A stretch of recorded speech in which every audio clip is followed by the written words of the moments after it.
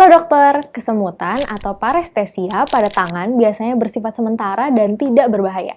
Tapi, ada juga loh tipe-tipe kesemutan yang kalau tidak ditangani secepatnya bisa menyebabkan disabilitas permanen.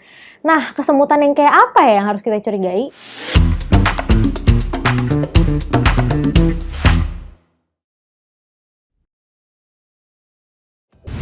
1. Kesemutan yang mendadak setelah trauma, operasi, atau terkena infeksi.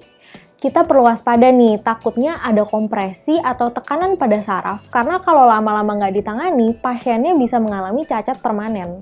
Nah, yang kedua nih, kesemutan dengan defisit neurologis lain. Dokter juga harus hati-hati nih kalau ada kesemutan pada tangan berbarengan dengan gejala neurologis.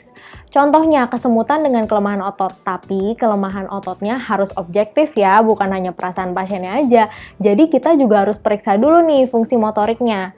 Dokter juga harus eksklusi kemungkinan cedera spinal atau pasiennya ada riwayat trauma. Pada kasus non-traumatik, kesemutan yang disertai kelemahan otot bisa aja disebabkan oleh sindrom Guillain-Barré atau mielitis transversal. Atau dokter lihat kok ada banyak gejala tapi saling nggak berhubungan. Misalnya, pasien mengeluh kesemutan tangan tapi ada juga diplopia, nyeri saat pergerakan mata, terus ada juga vertigo. Dan semuanya ini muncul bareng-bareng dengan kesemutan tangan. Curiga nih, jangan-jangan multiple sklerosis. Apalagi kalau ada faktor pencetusnya, misalnya muncul kalau pasien sedang stres. Sebelum kita bahas lebih lanjut tentang tanda bahaya tangan kesemutan, dokter tahu nggak kalau dokter bisa akses e-course yang dibawakan langsung oleh ahlinya melalui website allomedica.com. Jadi, kapan saja dan di mana saja melalui website allomedica.com, dokter bisa mengupdate skill dan memperbagus CV. Bagus banget nih, apalagi kalau dokter mau daftar spesialis.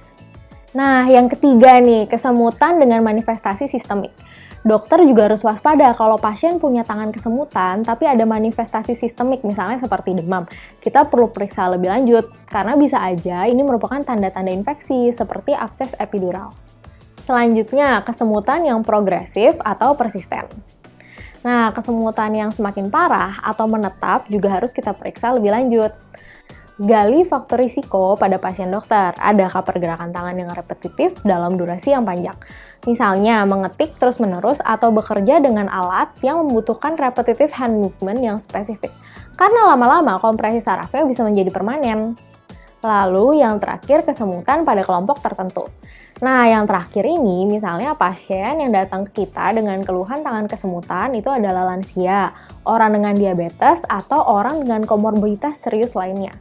Itu dia tadi tanda bahaya tangan kesemutan. Kalau dokter ketemu pasien dengan tanda-tanda yang kayak tadi, dokter harus cek lebih lanjut ya. Untuk mengetahui lebih detail tentang tanda bahaya tangan kesemutan, dokter bisa membaca artikelnya di Allomedica dengan klik link yang ada di description box yang ada di bawah. Semoga info kali ini berguna untuk praktik dokter sehari-hari, terutama saat dokter ketemu dengan pasien yang datang dengan keluhan tangan kesemutan. Jangan lupa like dan share supaya semakin banyak orang yang tahu info ini. Subscribe channel Allomedica dan nyalakan lonceng notifikasi agar dokter selalu up to date dengan video selanjutnya. Jadi dokter andal dalam genggaman, salam Allomedica.